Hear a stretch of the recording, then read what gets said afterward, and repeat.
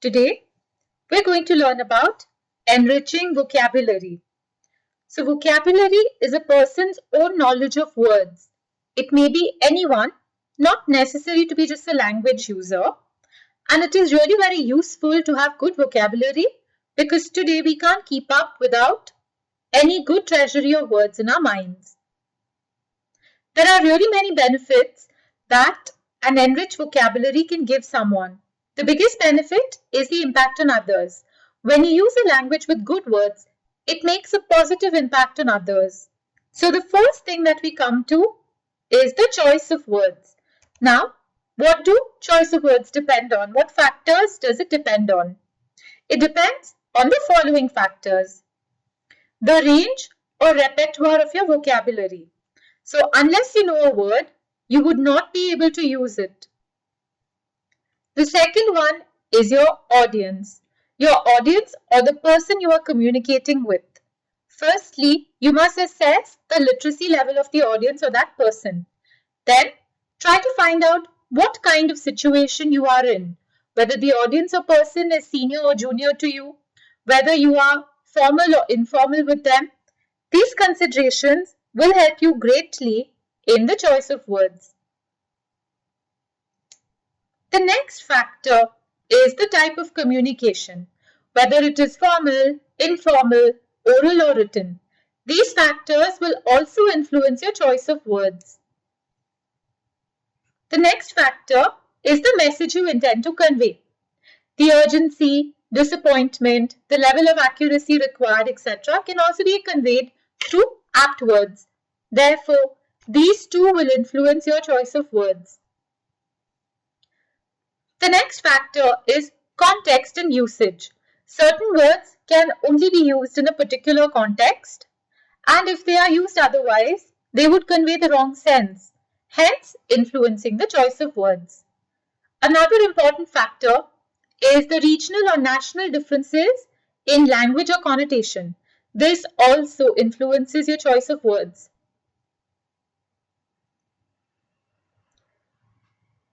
Another factor is improving vocabulary. So to do this, try and understand the root etymology of the words. Good dictionaries can give all the changes that a root word can undergo. Now, let's come to the strategies, tips and tricks for choosing the right words. So the first thing is choose simple words, but not informal or colloquial words.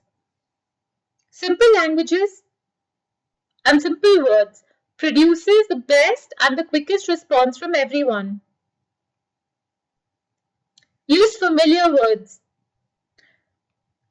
Familiar words means words with sharp and clear meanings in the mind. As words which are familiar to some people may be unfamiliar to others, you will need to select familiar words with care. Jargon.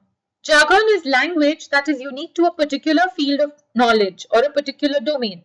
For example, science, technology, art, trade or profession. So, should we avoid all jargon in our writing? The question is not that easy to answer. Jargon has two parts. One is the private language that only the persons in that particular field can understand. The other is wider acceptance of certain words and phrases in the general language which are used by the public. There cannot be any objection in this kind of jargon if it is used in writing. Another tip is to avoid using superfluous words or verbosity. Verbosity is an expressive style that uses excessive or superfluous words or using more words than necessary. This is a common weakness. More words do not necessarily lead to greater clarity. Nor do difficult and high-sounding words lend weight to the argument. In fact, they obscure meaning and tire the reader out.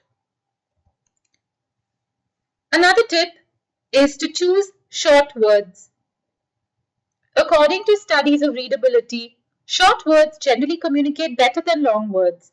Of course, part of the explanation is that short words tend to be familiar words. But There is another explanation. That is, a heavy use of long words can, or even words which are long that are understood, they leave an impression of difficulty and hinders communication. Another tip is to select words for precise meaning. Writing requires considerable knowledge of the language being used, but beyond familiarity with vocabulary, good writers possess a sensitivity to words' shades of meanings. Use gender-neutral words. All too prevalent in today's business communication are words that discriminate by gender. This is something we need to really work on. In business today, men and women, the young and old people of all races work side by side in roles of mutual respect. It would be unfair to use words that discriminate against any of them. So one has to read more to improve vocabulary. Vocabulary is best developed through reading. The more you read, the more exposure you have to words, and thereby your vocabulary increases, it improves. And remember one thing, adaptation is the best strategy. As with every other element of your message, your choice of words need to be guided by the audience and its purpose. You need to know exactly which word to use and when, in what context. So be adaptable. Now, let's come to the next part, which is pairs and groups of words, homonyms and homophones. There are several pairs or groups of words that are similar in sound but are different in spelling and meaning. They may be as simple as two and two, there, in, ring, or more difficult ones like principle, stationary, accept and accept. These are called homonyms. These words have to be cautiously used while writing. Hereunder we present a group of words and indicate their usage. Access, excess. Now let's take a look at the sentences. The workers had free access to the manager. Approach. The production is far in excess of the target, which means more than. The second group is accident and incident. She met with a serious accident, mishap. They came here by accident, that means by chance. The chairman narrated an interesting incident, an event. An accidental meeting is a meeting by chance. An incidental expenditure is an expenditure occurring by chance in connection with something else. Another group is advice and advice. Advice with a C is a noun and the N sound is S, the SIR sound. Anyone can offer advice. Advise is a verb and the sound is a Z sound, a ZR sound. My father advised me to work hard. Another group is affect and effect. Poverty has not affected his honesty, influenced. He affected indifference to his beloved in the presence of his father, pretended. Education has had no effect on his behavior, result. The director effected some changes in the company. In this case, effected means to be brought about. Another group is bare and bare. His feet were bare and his hair undressed, which means uncovered. The bare walls made the room look dull. Who will bear his loss? Endure and suffer. Bear could also be an animal. The next group is beneficial and beneficent. Progressive measures are beneficial to the whole society. Beneficent people are worthy of respect. Doing good. The next one is berth and berth. I could not get the lower berth in the compartment. That's a fixed narrow shelf-like bed in a railway carriage or a ship. The birth of a child made the couple happy. In this case, it's to be born, it's coming to life, existence. The next one is casual and causal. His casual remark offended his brother. which is acting or speaking without much thought or care. He takes casual interest in the school activities, which means occasional or irregular. There is a causal relationship between exercise and health, relating to or acting as a cause. The next one, we're all too familiar with it. That's check and check. Who can check the work of an officer? That means to verify. And he gave me a blank check.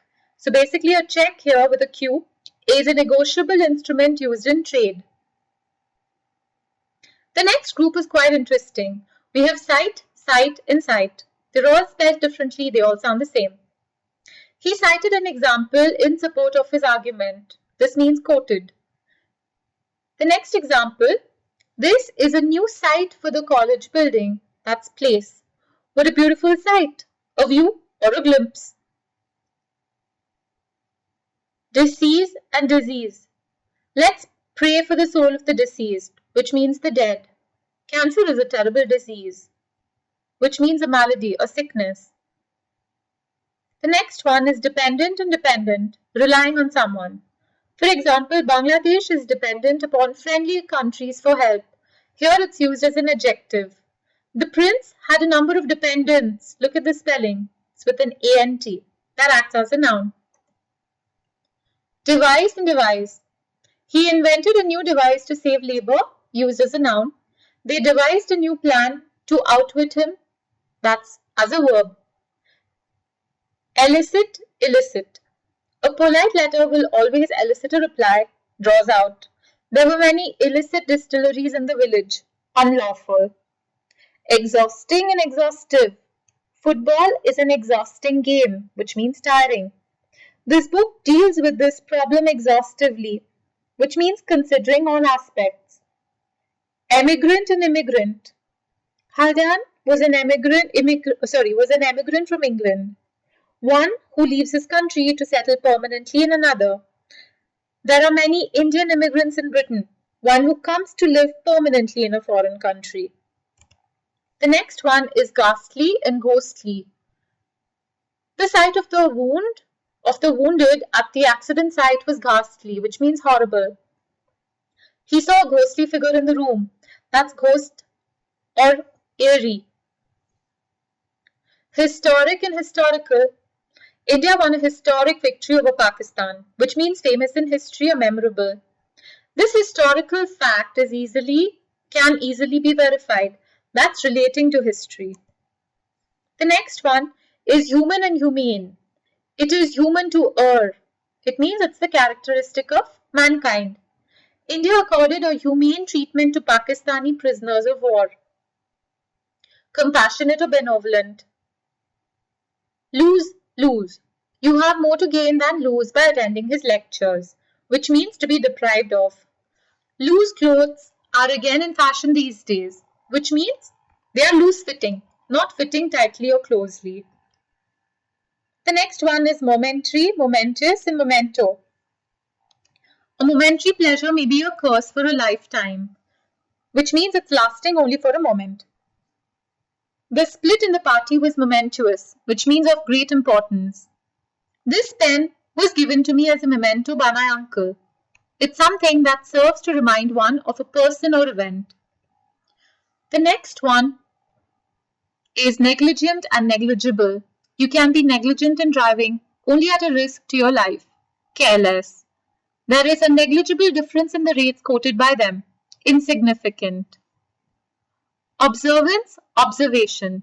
Strict observance of rules is the mark of a good sportsman. The act or practice of observing rules. Science makes progress through observation. The process of observing or monitoring. The next one is persecute and prosecute. At some places, people are persecuted for their religious beliefs, which means persistently harassed. He was prosecuted for rash driving. Start legal proceedings against. The accused was prosecuted for committing murder. He had no resources to prosecute his studies, which means to pursue or to continue with a view to complete. The next one is plain and plain. Plain. Blunt men are never popular, which means frank. His superstition places him on the same plane as the savages, which means the same level. Popular and populous. Gaurav is a very popular boy, or Gaurav is very popular among girls, which means he's liked or admired. Calcutta is the most populous city in India, having a large population. Practice and practice. Constant practice will make you perfect. Used as a noun. He practices law in Delhi. In this case, it's used as a verb. Refuge and refuse. He sought refuge in my home, place of shelter from danger. He refused to accept any gift not to accept. Indian streets are littered with refuse, which means dirt. Root, root, and root. Let us get to the root of the matter, which means basics or the core. We shall take the shortest route, which means we shall take the shortest way. The army was routed or rooted, put to flight, completely defeated. Social and sociable. Dowry is a social evil. It's something that's relating to society. A sociable man is welcome in any society. Sociable means a friendly person. Stationary and stationary. The truck hit a stationary car. It's the adjective, standing still. He sells stationery. Look at the spelling. It's with an ERY. That's a noun. For example, a pen, a paper, etc. The next one is union and unity. Union is strength, the action or fact of being united. He worked ceaselessly for Hindu-Muslim unity, this state of being united. The next part that we come to is known as synonyms.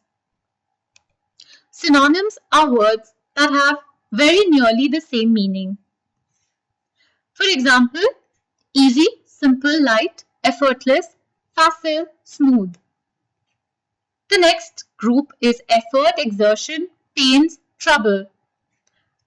Another category would be elastic, flexible, supple, springy, resilient. It's extremely difficult, if not impossible, to find two words in English which have the exact same meaning and usage.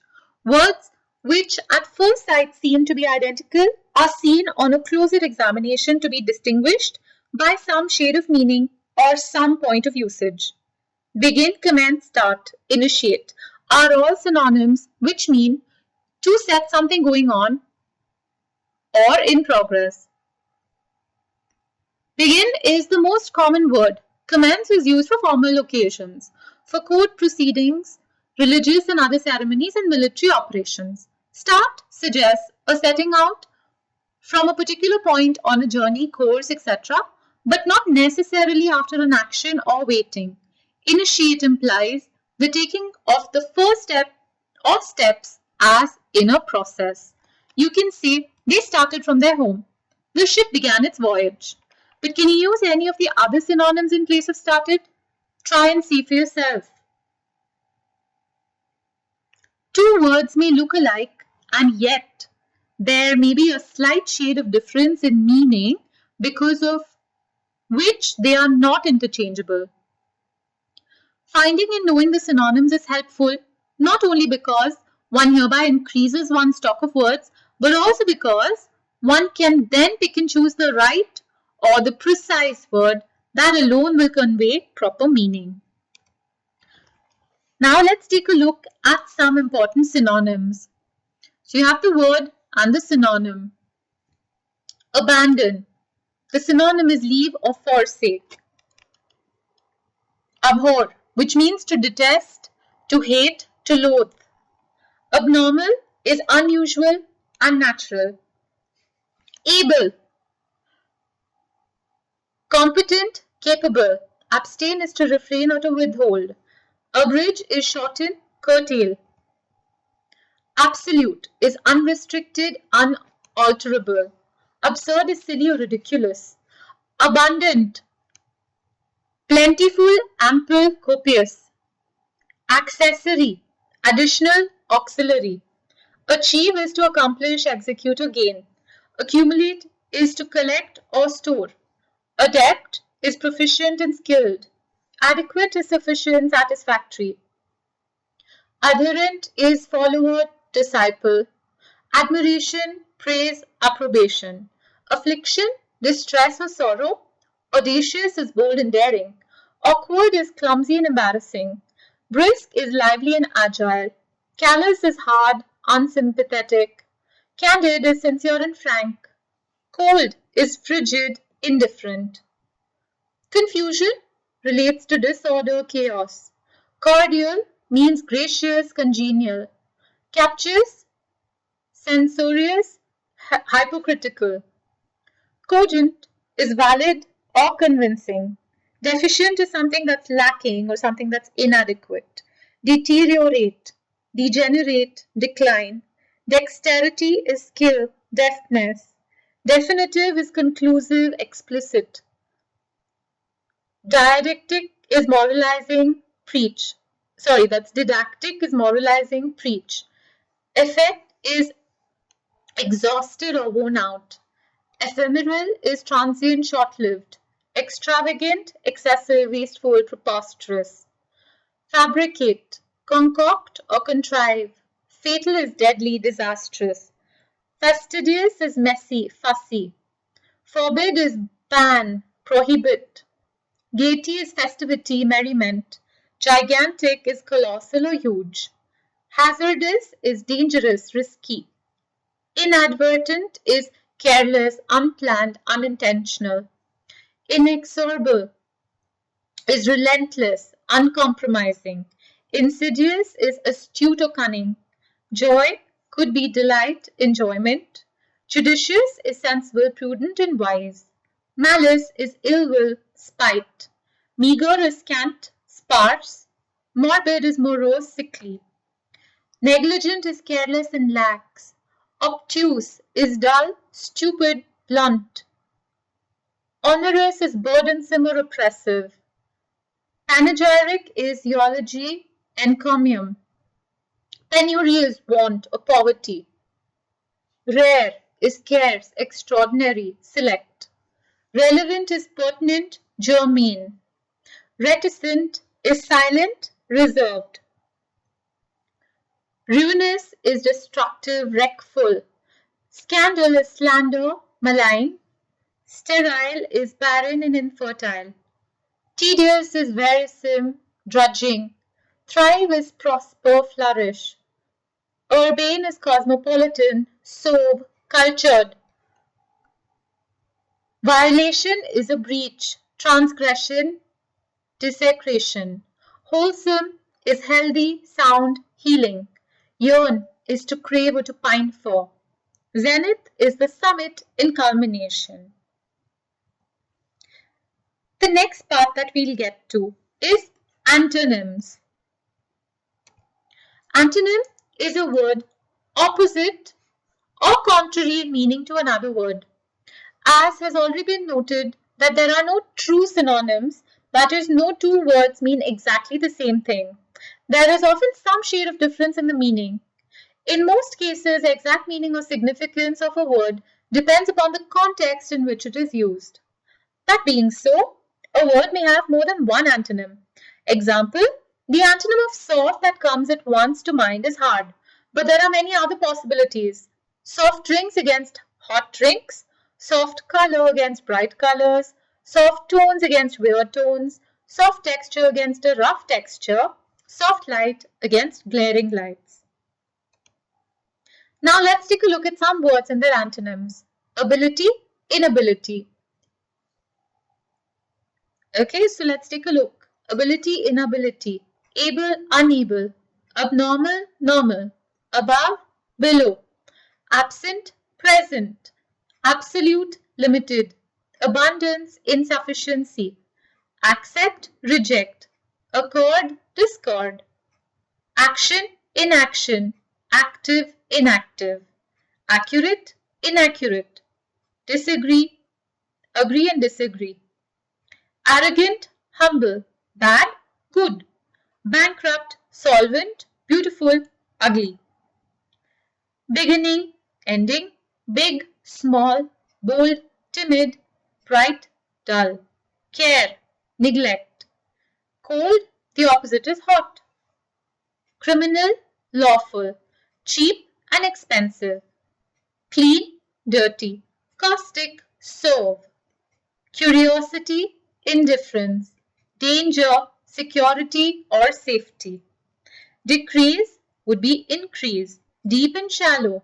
Difficult, easy. Diligent, dilatory, lazy. The next set is distance, near. Dry and wet. Early, late. Economical, extravagant. Emigrant, immigrant. Encourage, discourage. Explicit, implicit. Exit, entrance, enter. Fact and fiction. Failure and success. Fair would be foul, or it could also be dark. Fashionable, unfashionable. Fast and slow. Fatal and harmless. Male, female. Flattery, criticism. Flexible, rigid. Foolish, wise. Fresh, stale. Gain, loss. Gentle and rough. Genuine and spurious. Godly and impious or ungodly. Growth, decline, stagnation. Guilty is innocent. Hard is soft. Haste and slowness. Heaven and hell. Heavy and light. High and low. Hope and despair. Host, guest. Humble and proud. Idle and busy. Import, export. Inferior, superior.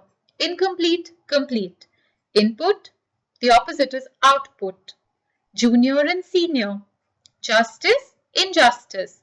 Lengthy and short. Long and short. Loose and tight. Loud and quiet or soft. Another set would be mad. The opposite is sane or calm. Major, minor. Many, few. Meager, plentiful. Merit and demerit. Minimum, maximum. Narrow and broad. Native and foreign. Natural, artificial. Neat and untidy. New and old. Normal, abnormal. Omission, addiction and inclusion. Oral and written. Original and duplicate. Outward and inward. Peace and war. Permanent, temporary. Positive and negative. Possible, impossible. Pleasure, pain, and quick and slow. The last set would be real and false. Rear and front. Receive, receive and give. Remember and forget. Rich and poor. Safe, risky, vulnerable. Sane, insane. Simple and complex. Smart would be dull and stupid. Strong and weak. Tense, relax. Thick and thin. Vertical, horizontal. Virtue and vice. Visible, invisible. Warm and cool. Wealth, poverty, deprivation. Wrong and right. Yield, resist. Zeal, the opposite of zeal is indifference or apathy. And for zenith, it's nadir. Now let's take a look at also a single word for a group of words. The skill to substitute a word, which is a single word for many, helps the speaker, writer express himself or herself better. Let's take a look at some now. Greed. It's the inordinate desire to gain and hoard wealth. A single word would be avarice. That which cannot be taken by force is impregnable. One who learns a subject as a hobby is an amateur. That which can be easily broken is fragile. To show indecision, to sway to and fro in a decision is to vacillate. A pleasant sound is a euphony. Deliberate killing of a whole community or a race is known as genocide. The place where an aeroplane is housed is known as a hangar. A person who is dissatisfied and is inclined to rebel is a malcontent. To pretend to be sick in order to avoid work is a malenger. One of a race or tribe who has no fixed location and wanders from place to place is known as a nomad. The study or selection of coins, banknotes and medals is known as numismatics. A blood feud started by murder-seeking vengeance is a vendetta. And a person who deliberately damages private or public property is a vandal. Now, let's come to words that are frequently misspelled. According to the Oxford Dictionary, spelling is hard and misspellings are not only common but also awkward in professional contexts. When you receive an email or a document with spelling errors, it's difficult to trust the person sending it.